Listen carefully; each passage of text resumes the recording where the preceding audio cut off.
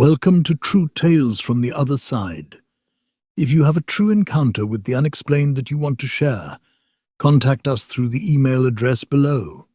Enjoy. The following is a reading from an anonymous letter from a NASA employee regarding the Atlas IIII anomaly.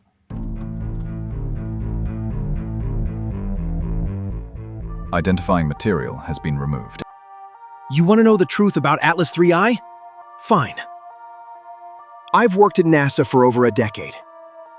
My badge says Systems Engineer, but that barely scratches the surface.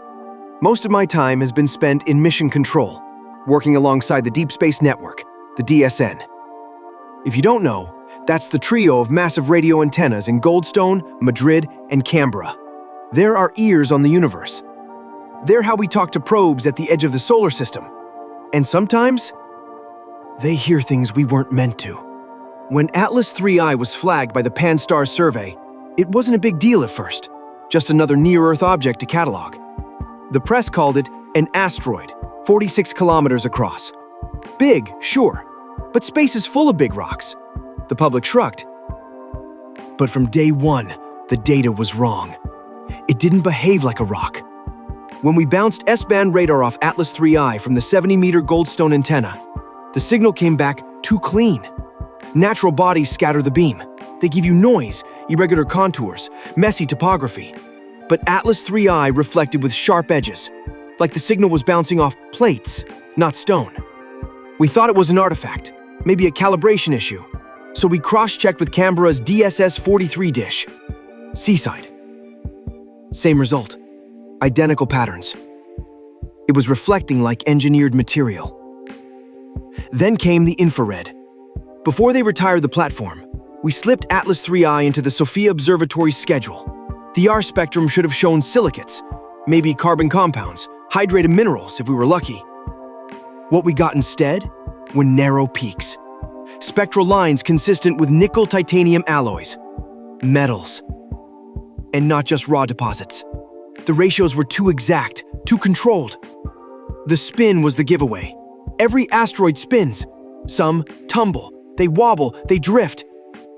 Atlas IIII doesn't. It rotates once every 11.3 hours.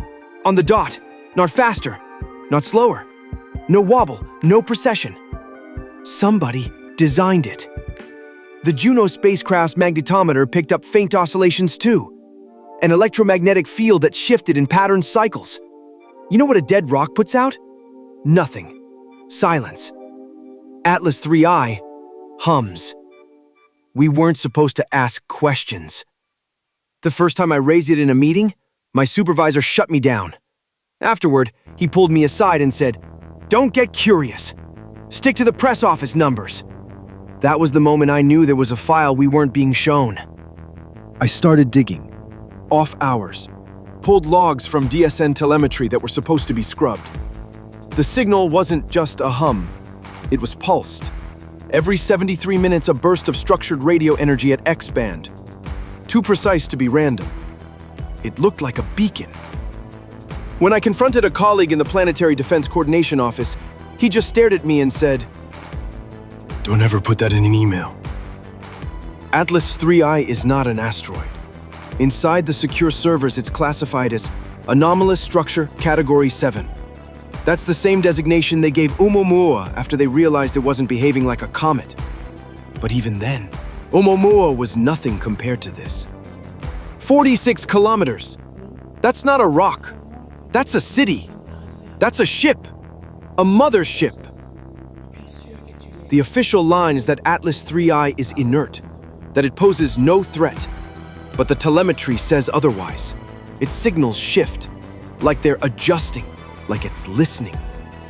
We're being told to keep quiet because they think the public can't handle it.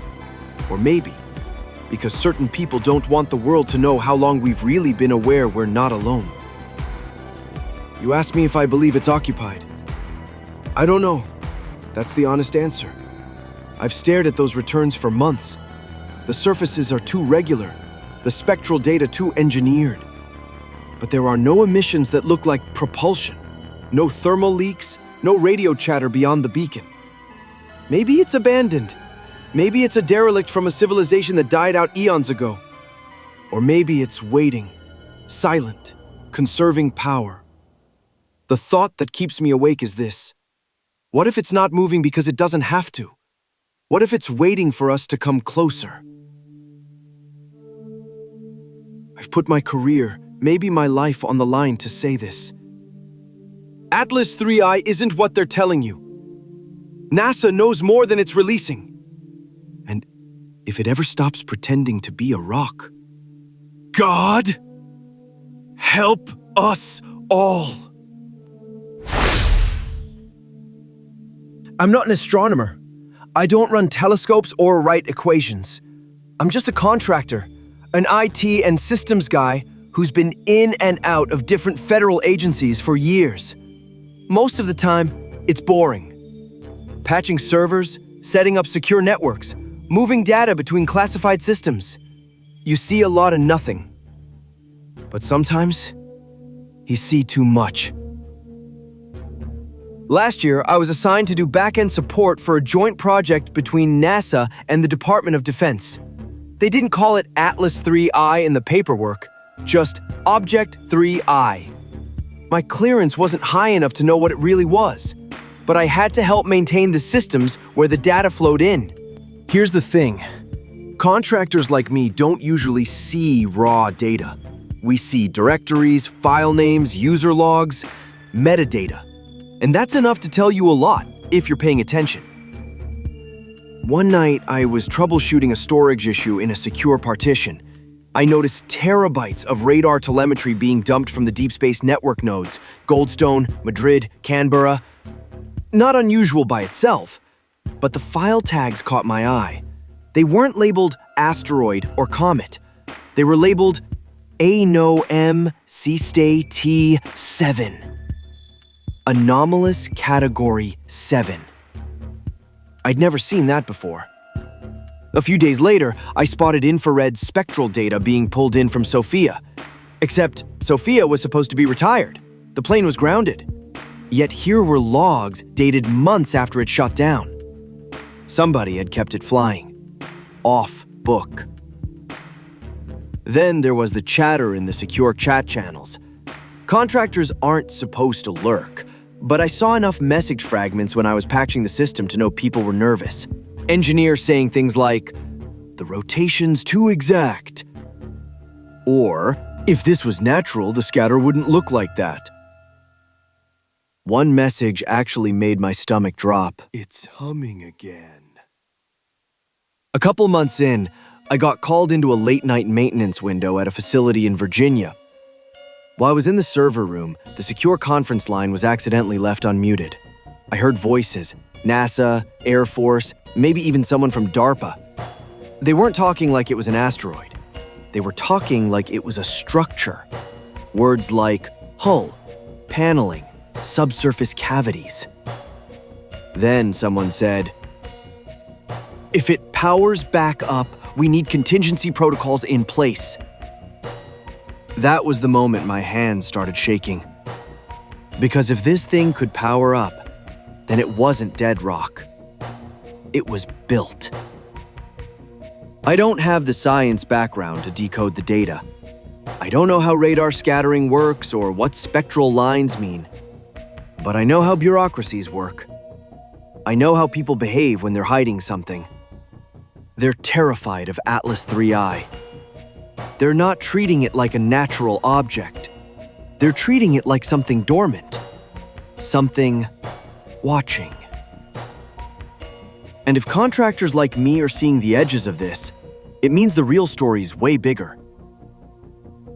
I signed NDAs that could bury me, but I can't shake what I overheard, what I saw in the logs.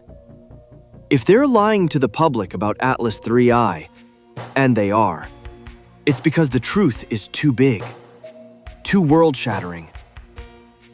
It's not 46 kilometers of rock. It's 46 kilometers of ship. And every time I think... Thanks for listening. Remember to like and subscribe so you don't miss the next set of tales from the other side. Submit your story to the email below. And remember, nothing is what it seems.